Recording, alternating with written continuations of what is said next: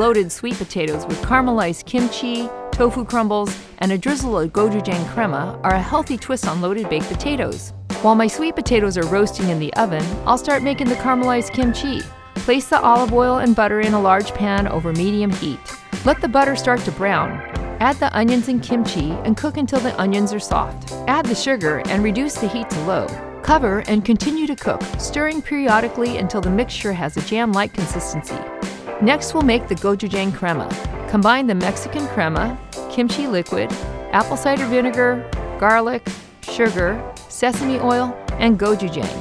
Gochujang is a spicy, deeply savory fermented Korean chili paste that adds a serious punch of umami to the recipe. For additional protein, heat a sauté pan over medium-high heat and sauté Nasoya Mexican-style superfood skillet until slightly caramelized.